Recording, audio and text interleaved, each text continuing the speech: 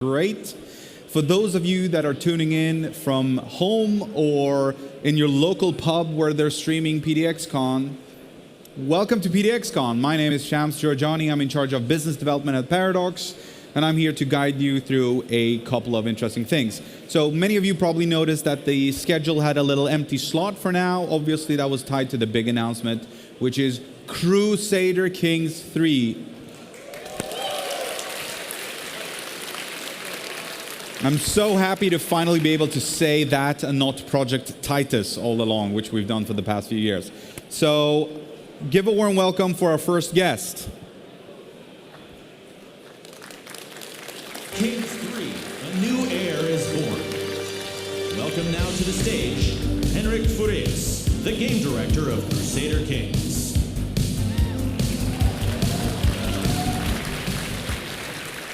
Welcome to the stage, Henrik. Have a seat. Have a seat. Thank you so much. Okay, not Project Titus anymore, but Crusader Kings 3. We have to train ourselves not to say the actual names for such a long time. Well, Yeah. finally here, and please welcome. Okay, so a lot of people sitting in the audience, especially Olle here, who's been for 10 years, obviously knows you, right? Yep. He's toiled under you, with you. For the rest of the audience, especially the people tuning in from home, could you give us a brief rundown of who you are and what you've done? Some of the titles you've worked in the past. Oh, for sure. Yeah, I actually started at Paradox in 2001 as a content designer on Europa Universalis 2. I was hired because I made a mod for EU1. Okay, so you started as a modder. I started as a modder. I have a programming background, though. So I went from content design to programming to designing games. And after that, I've been doing pretty much everything at Paradox at some point. Project management and game direction. And now I have actually moved on to being manager for the design department. Okay. Can I ask, so I know in the past game directors have done a lot of coding as well. How much coding do you do nowadays? I don't do as much coding anymore.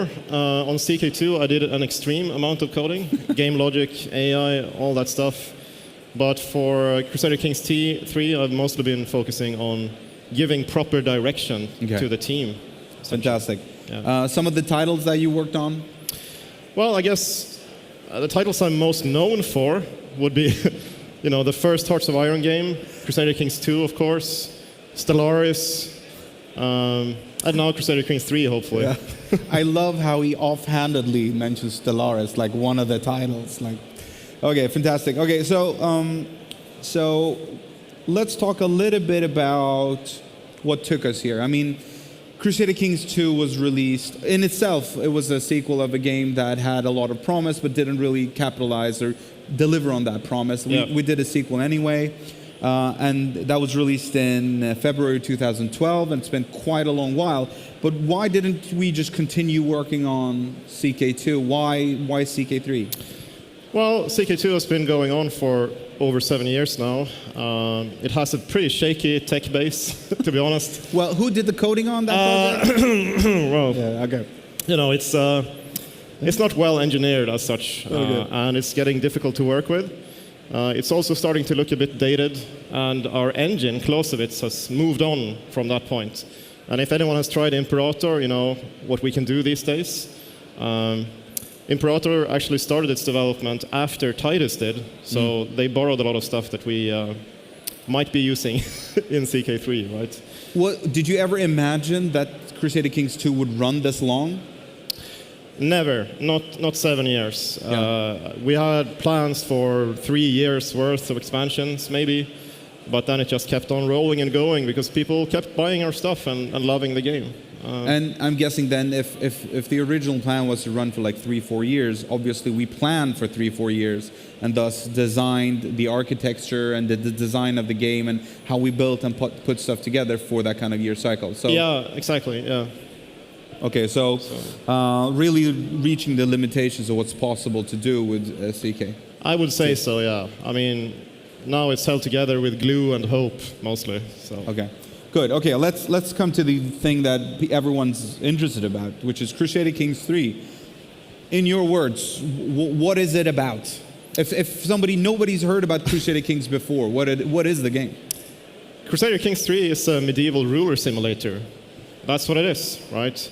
You play a medieval ruler and you play out your power fantasies in different ways. So, I mean, it caters to different play styles. Yeah. You can be a dynasty builder. You can breed your ideal family of ginger dwarves. Or you can be the militaristic conqueror that you would expect in any grand strategy game, right? Okay, I understand. So, how do you go about building a game that can cater to that many different player fantasies? Obviously, your player fantasy might differ from mine. I mentioned before, I played as an Italian duke who was an idiot and wanted to become the most brilliant mind of Europe. Is that something I can do in the next game as well? Of course.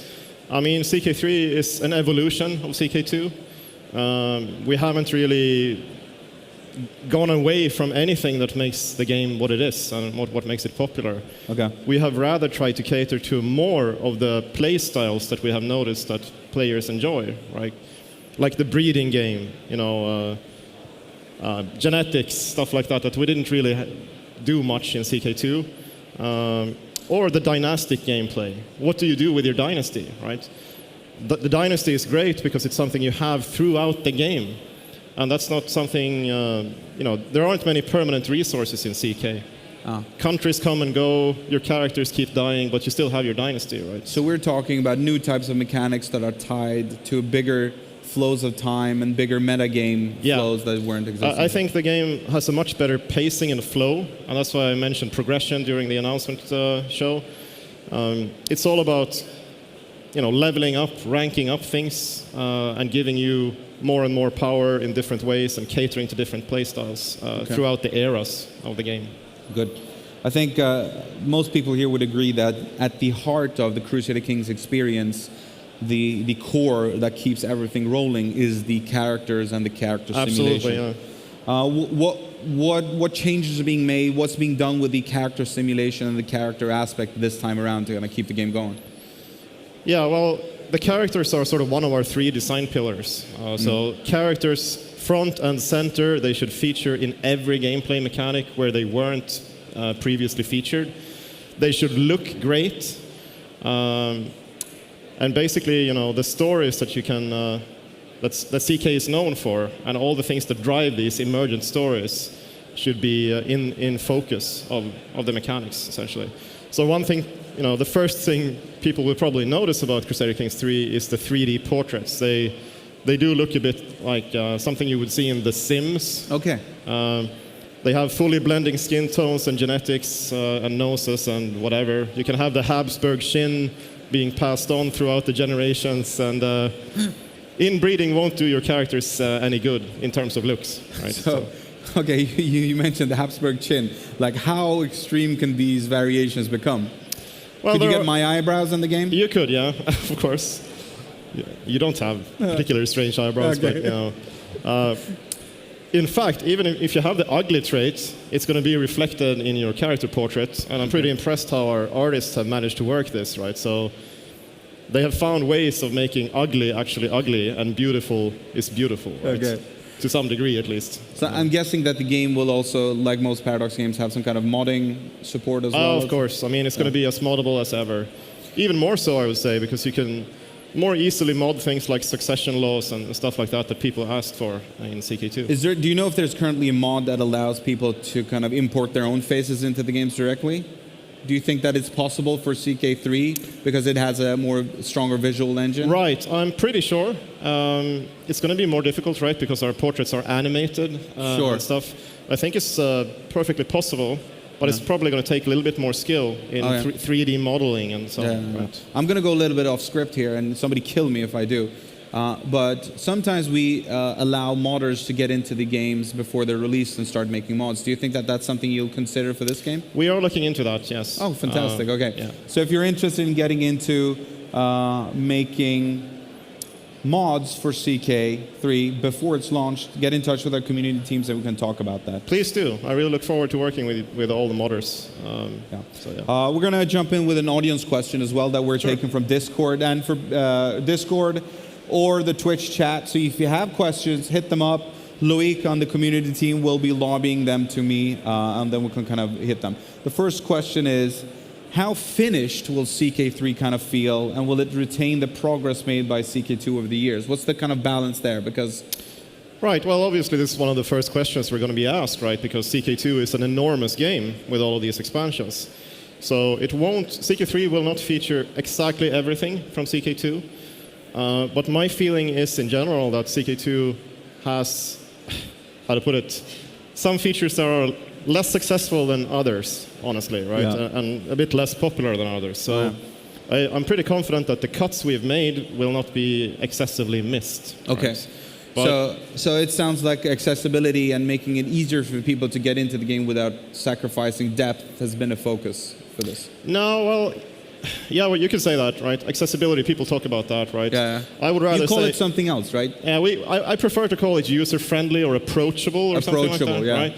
Because, as you say, we're never going to dumb down our games. That's not going to happen, right? And that's not what we want to do as a company. No. So, making the onboarding easier is, of course, a priority, easier to learn. But in general, I prefer to work with the in-game interfaces and making them more usable, both for new and veteran players, and presenting information in a way that everyone wants or needs. Right? And that is one of the design pillars for the game. Cool. So let's come back and talk about, is this a grand strategy game or is it an RPG game? Like, how do you draw the line between these? It's still a grand strategy game, I would say, although I think all of our games are also simulators, right? They're simulation games. Yeah. They're nation simulators or political simulators, ruler simulators, so on. But Crusader Kings 3 is definitely a grand strategy game.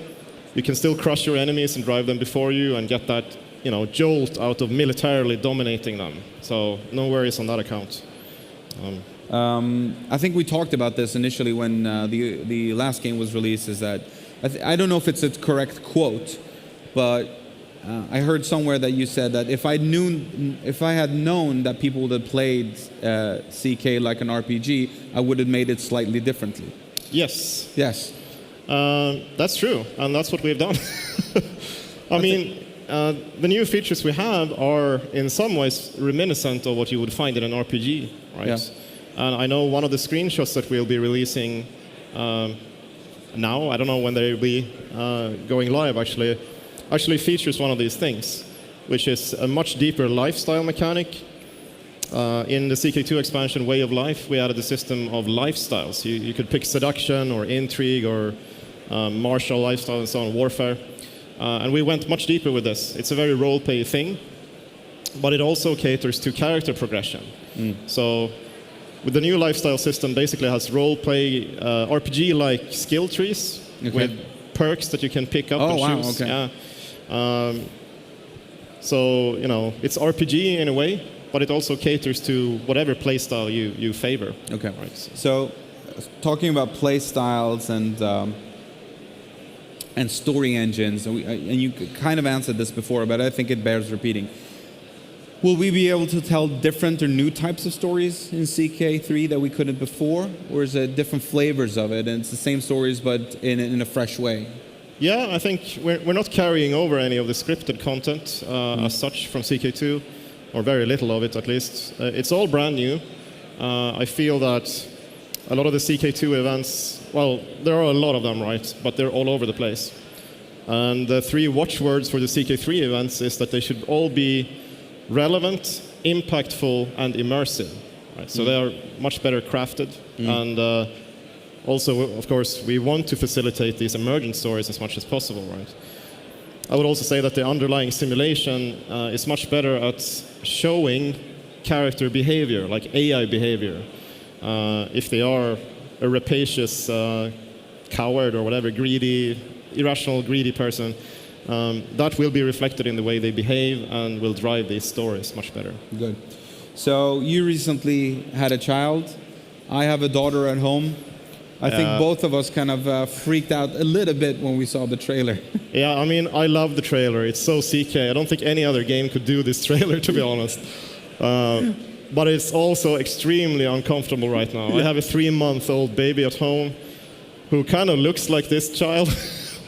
And it's just, it's uncomfortable, but in a good way, I guess. Okay, I would have liked to be a fly on the wall when you explained that to your partner about how that trailer came about. So speaking of this darker aspect of CK and simulation games, and you mentioned Sims. I mean, one of the classic things in Sims is, creating a room, locking somebody in there, and closing the door just to see what happens. Yeah. We've all done it. Don't pretend you haven't.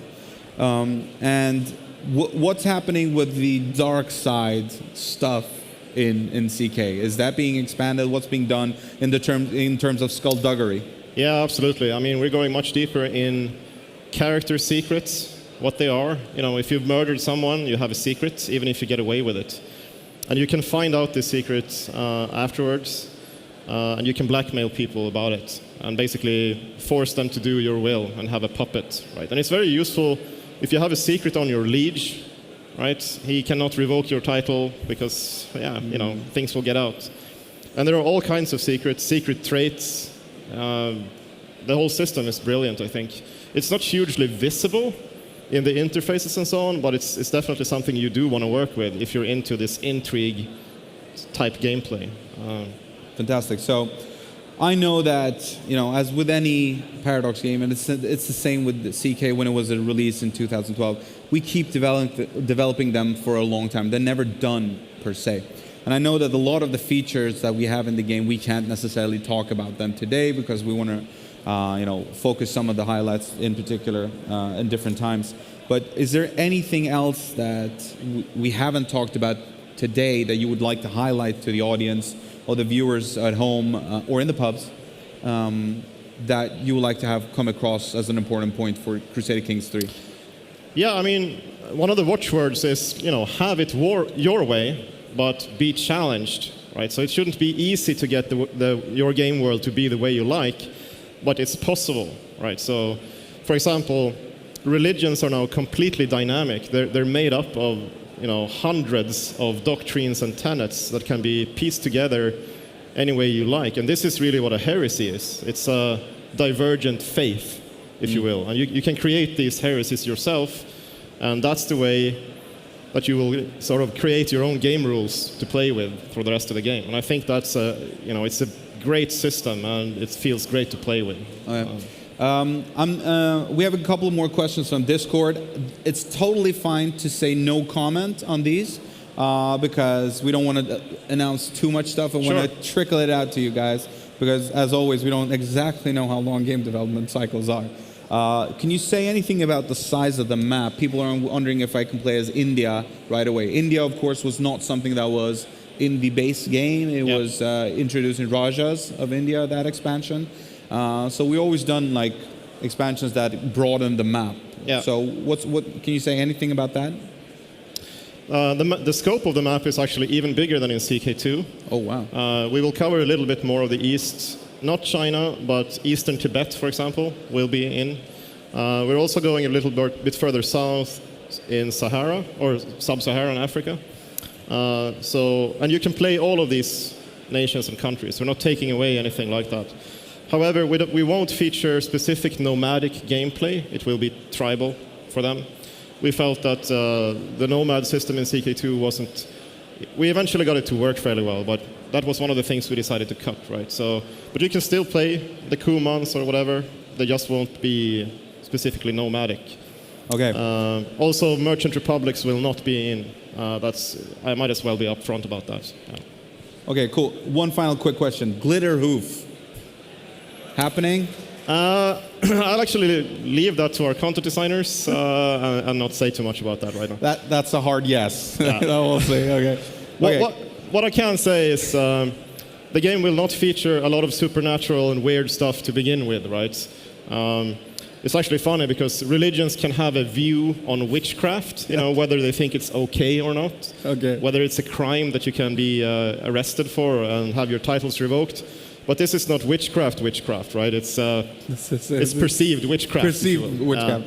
Okay. But we will have game rules as in CK2. So if and when we add weird things, you can turn them off. Right. Good. Thank you. I'm going to ask you to stay here, and we're going to bring on another guest that's going to talk a little bit more about the future of CK3 with us.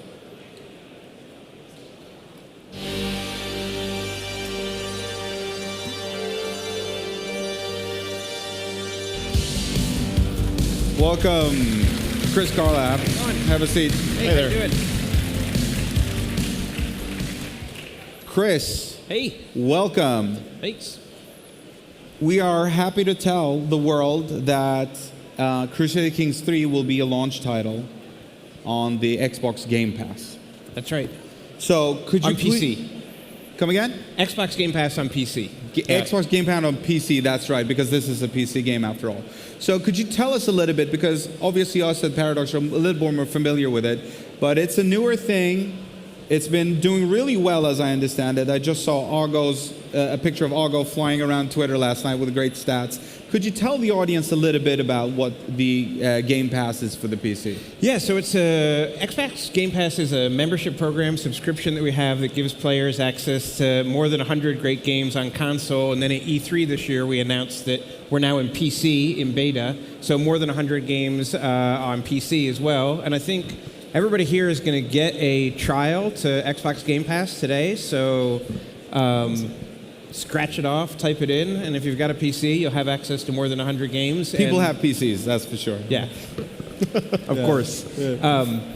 And if you have a console, you'll get access to the games on console as well. Yeah. And Crusader Kings 3 is going to be available on Xbox Game Pass on PC day one.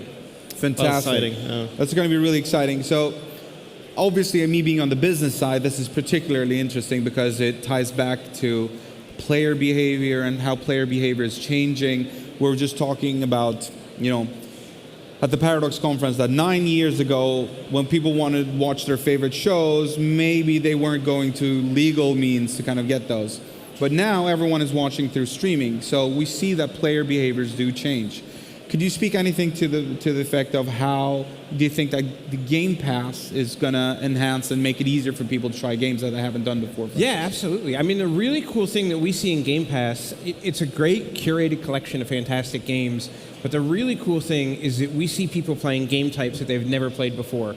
So more than 90% of the people who have Xbox Game Pass have played a game in a genre that they've never played before. And I think with a game like a grand strategy game, Crusader Kings, it's so appealing when you just see it. But I think for some players it can be intimidating. They don't know if they can really get in there. And then now the fact that they're going to be able to access it as part of Xbox Game Pass, there's no excuse, right? There's no reason not to just jump in and start. And I think once you start to build your dynasty, it's cool. So I think we're going to see a lot of kind of new blood come to the genre, which I think is just great for games. So it definitely sounds like there's a huge benefit, at least for us as a company, to get a bunch of eyeballs on the game that we wouldn't have otherwise. But what kind of position do you think that Paradox or Crusader Kings specifically will have in the Xbox ecosystem? You guys haven't had traditionally a ton of grand strategy games or these kind of games before, right? Yeah, I mean, I think that, when we look at, from our perspective, what we want to have on Game Pass is just a really diverse array of games. And you can't have, a full range of diversity without grand strategy. And so for us, this is going to be, in some ways like a crown jewel in Xbox Game Pass just to be able to offer this game to players. So super stoked about it. Yeah. Awesome. And I think it's, obviously, we being huge strategy fans, we're huge Age of Empires fans as well. So we look forward to that, hopefully one day being on the Game Pass, and that's something that we can see players trying all the different kind of titles. So what else do we think that people need to know about the Game Pass? Where do they go and get access to the Game Pass? I think you just go to Xbox Game Pass, type it into your favorite search engine, and... what is your favorite search engine, Chris? My favorite search engine is Bing, but I like Google too. But yeah, and everybody's going to get a trial today. I think a 3-month trial, so you can just check it out and get started with it. Yeah. So let me ask you. So how many titles do you have on the Game Pass for PC right now? It's more than 100. Okay. And what's the curation process like? And how do you what's it going to look like in the future in terms of titles being brought on? For us, as we look at what games to bring into Game Pass, we really just focus on it's got to be super fun. It's got to be, typically that also means they're highly rated. And it's got to be something we think players are going to like and that adds to the mix. We don't want to have just all shooters or, all platformers or something like that. And so we're always just looking, because games go into Game Pass, games come out of Game Pass, we're always just looking to curate like a really good mix. So at any time, it's just going to be really fun. Okay, fantastic.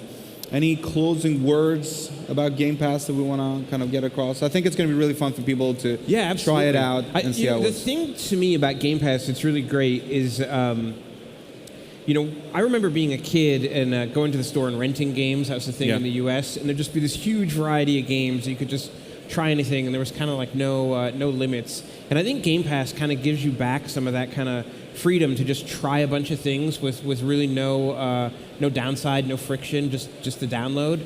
And you really do end up finding games that you never would have guessed that you would like, that you completely fall in love with. Exactly. I think we're seeing more, and at least maybe I'm speaking mostly for myself, but I'm noticing that my gaming is turning more into, it's more matching my music listening habits. What am I in the mood for right now? I want heavy metal, and I then listen to heavy metal. I want something calm, and then go for calm piano. And it's maybe going to be the similar thing when it comes to gaming. If you want like a hardcore shooter, you play Gears of War. If you want to be scheming, if you want to live out the power fantasy of, what is it like being Joffrey? Well, you probably have to play Crusader Kings, right? Exactly.